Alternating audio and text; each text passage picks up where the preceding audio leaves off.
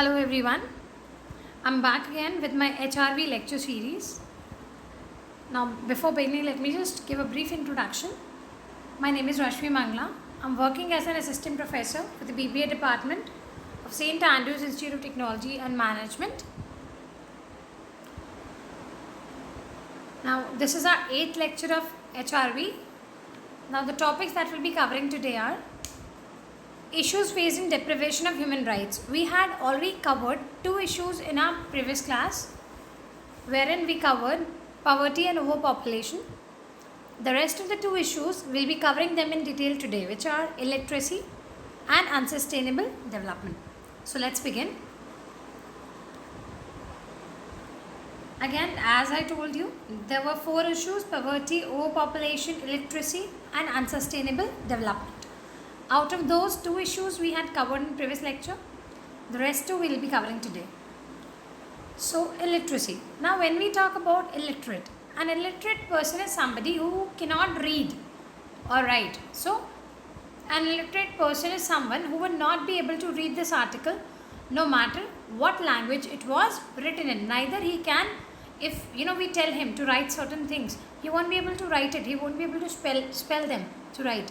Why? Because he is illiterate. So, mainly the people who are not able to read, they are called illiterates. Now, illiteracy is rampant in underdeveloped countries throughout the world, and its expansion, if it occurs, poses a significant threat to development and peace of any nation. So, if this illiteracy expands, it becomes a threat for the development of any of the nations. Now, illiteracy has many causes. The prominent of those are that we'll be learning now. The first one is attitude towards learning. See, we all believe that education uplifts us, and it is the only path which can lead us to wisdom and liberation. That is what we believe. But again, there are certain people who think in a different way, who look down upon education and regard it with contempt. They think that it is of no use to build a scholarly mind or to enlighten our thoughts, to think it's useless. So this kind of attitude towards learning, it is a major cause of illiteracy. There are families who are of poor financial standing and they discourage studying in their households as they wish to engage children in work. So this is also a negative attitude which people have, that instead of wasting their time in studies, they put their small children to work so that they can earn for their family because they are very poor, and they do not even realize the importance of education. So this kind of attitude, it is a major cause of illiteracy. Then second major cause is geographical factors. Now if a family lives in a remote location, maybe of a location which is in mid of some arid desert, or maybe in some place like Himalayan forest, somewhere deep there. So those are the people who are cut off from the mainstream civilization and from all kind of facilities of education. So these kind of geographical factors, they also affect the education. They also are a cause of illiteracy because those people who are living in such areas, they don't get the education facilities, and that is why they are uneducated. And moreover, their culture and practices, they are also very different from the normal mainstream people, and it is difficult to bring them in with us in the modern society and sing them and provide them similar kind of education. They are mainly kind of tribes who often follow shifting cultivation. So these are the people who are living in remote areas. Then another point is backward thinking. Now backward thinking is again a very problematic sector when it comes to illiteracy. There is a section of our society which has been unable to move with times, owing to generations of being escorned by religious things or with orthodox practices. They have a very backward thinking and they reject modern education. They think that their beliefs and their ways of life, the way they live, education is a threat to it, they think. So, and because of such kind of backward thinking, such kind of orthodox thinking, they do not encourage education. They do not let their children study. and that is why it is a major cause of illiteracy. Then next is individual disabilities. Some people who are maybe physically or mentally unfit, the unfortunate ones who have whose physical and mental condition do not allow them to educate themselves.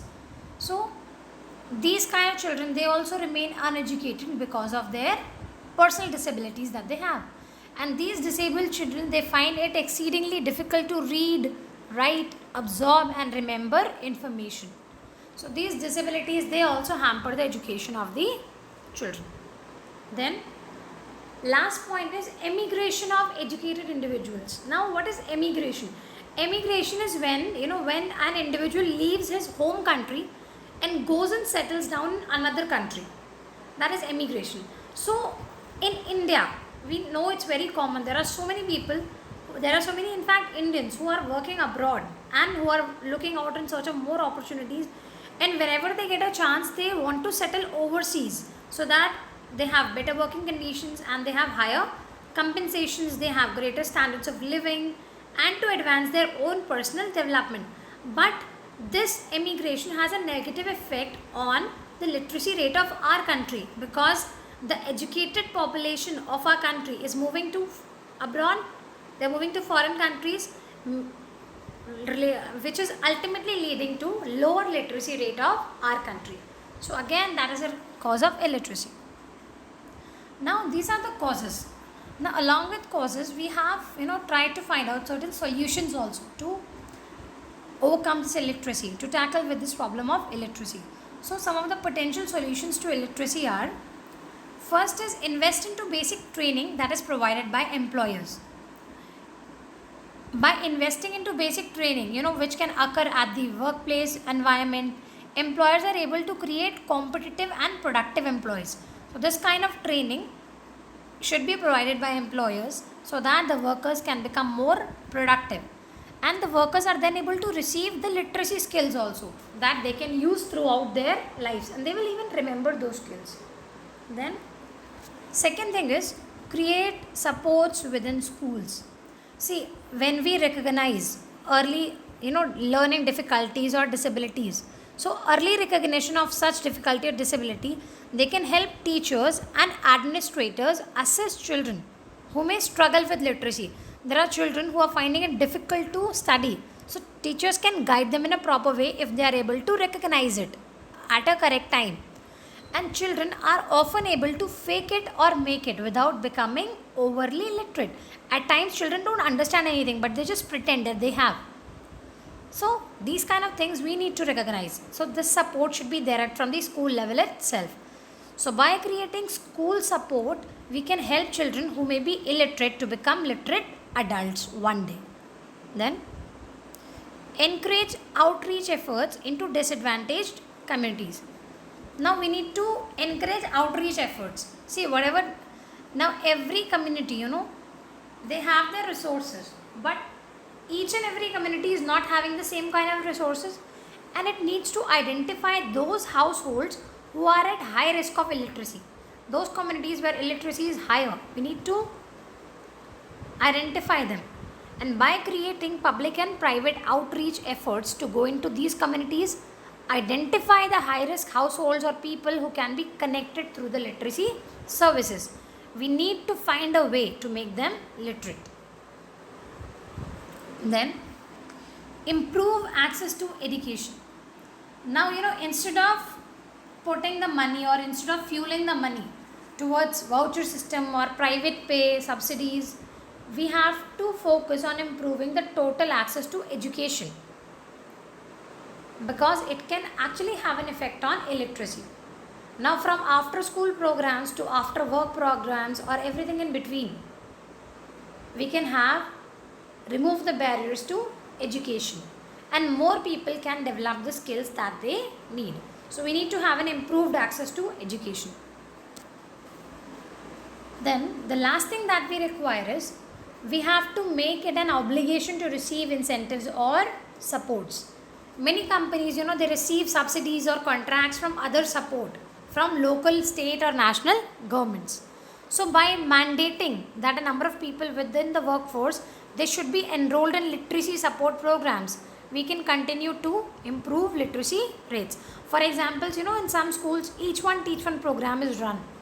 Some schools they carry out this kind of program wherein children are told that at least every child will teach one illiterate child. Maybe they can teach the children of their mates, or they can go to some slum areas and teach children over there.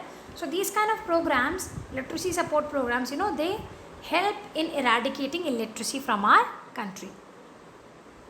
So these are some of the solutions to illiteracy. Now we'll cover the next issue, that is unsustainable development. Now unsustainable development occurs, what is sustainable development? Sustainable development is basically utilization of resources in such a way that we can also use them and that they can be available for our future generations also. That is sustainable development. Then what is unsustainable development? Unsustainable development would be one when we are using the resources we're just exploiting them, and when we don't think of making it available for our future generations. So just the opposite of sustainable. So unsustainable development occurs when present progress is at the expense of future generations. We are not thinking about future, we are just making present progress. So for example, irresponsible planning and environmental degradation through exploitation of resources generates waste and pollution that is damaging the ecosystem. And such practices, they are not sustainable in the long run because they are having an effect on the environment, they are having an effect on the resources that are left with us, they are having an effect on the ecosystem. So they are not sustainable practices. Now there are some major causes for this unsustainable development. The first major reason is population growth. See, as the population is growing, we have to use more and more resources to fulfill our needs, and that need of resources at the hour is making the resources unavailable for our future generations. क्योंकि अगर हम अभी resources ज़्यादा use कर लेंगे तो ultimately they will get exhausted because most of them are non renewable resources. So we need to use them efficiently. So population growth, let's see in detail. The population growth rate is higher in poorer countries in comparison to developed countries. And higher population leads to more energy consumption, resource consumption, etc. So as I told you, जितनी ज़्यादा population होगी उतने ही resources ज़्यादा use होंगे. And when we are using more resources, we will ultimately fall short of them in the upcoming future. Then second reason of unsustainable development, or second cause, is waste production. High industrialization in developed and developing economies leads to production of large amount of waste. When there is a lot of industrialization, so a huge amount of waste is also produced. And this waste, what it does is it pollutes the soil, air and water. And waste is produced during the process of manufacturing, as I told you, in industrialization. And this waste is hazardous for the environment as it is disturbing the ecological balance of the environment. And when it disturbs the ecological balance of the environment, it is ultimately causing unsustainable development. Then the next cause is consumerism. Now people are persuaded by advertising to buy products which are not actually required. They look at the advertisement and they get carried away with that. They think maybe they will require. Actually requirement nahi bhi hoti. So we just get influenced by the advertisement and we buy such products. So due to influence of promotion, people have to buy such products and they dispose of very soon. They just dispose them off क्योंकि इनको actually में ज़रूरत नहीं होती इनकी. But just because they are influenced by the advertisement, they buy them. So this increases overuse of resources in manufacturing. So due to this, overuse is being increased क्योंकि they don't even think that it is actually of use to them or not. They just buy it, which is ultimately causing the loss of resources. Then the last cause is policy failures. Now government has not been able to develop and implement appropriate policies to control unsustainable development in the country. There are no strict policies There are no strict rules for overpopulation, environmental protection, and balanced regional development. So that is again a cause of unsustainable development. Now these were the causes. Now the unsustainable development which is happening, it has certain consequences also of it. Now consequences can be on any of the factors. The first one is climate change. See, unsustainable development has a major causes a major problem in the climate. It has a consequence on climate change. How? When we are consuming fuels and when we dispose of waste material, certain gases are produced. Now what these gases do is they warm up the world's climate, and due to that global warming is being caused, and not only that, the ozone layer is being depleted, which is the biggest example of climate change. And climate change ultimately results in heat waves, floods, storms, and forest fires. So climate change is one of the major consequences of unsustainable development. Second thing is environmental degradation. Now environmental degradation can be in the form of pollution, loss of green space, or ecological imbalance. Pollution, see, high level of industrialization, it leads to removal of so many toxic residues into the environment, and these toxic residues, they can cause air pollution or water pollution or soil pollution, and they have the effect on human health also, like poor eye coordination, poor memory. So they are having an overall environmental degradation. Secondly, loss of green space. As and when we are getting more urbanized, so this rapid urbanization, it has reduced the greenery and the open space, and has resulted into heavy traffic, inadequate housing space, and plantation helps in reduction of pollution level in the environment. Now because there is not much plantation, green space is being reduced, so pollution also increases. Then ecological imbalance. Now all these devastating effects of human actions, like overfishing in seas, over farming of land, or poor farming, they have led to ecological imbalance. The ecosystem is getting imbalanced because maybe we are doing over farming, we are doing overfishing, we are doing poor farming, so the ecosystem gets disbalanced. Then the third major consequence is on human health. Now effect on human health and unsustainable development, they are directly associated. Environmental degradation and climate change, they both are responsible for loss of lives, for various diseases that has been caused to people, for poor health of individuals, and poverty is also responsible in this case. It is responsible for malnutrition, for hunger related diseases, and hunger deaths also. So these are the consequences of unsustainable development. These were all the issues that we face due to which the human beings are deprived of their human rights. That's all for today, children. Let's see the questions based on today's concept. What are the causes of illiteracy and how can we remove it? What do you mean by unsustainable development and what are the causes of it? Stay tuned for the upcoming lectures. Thank you.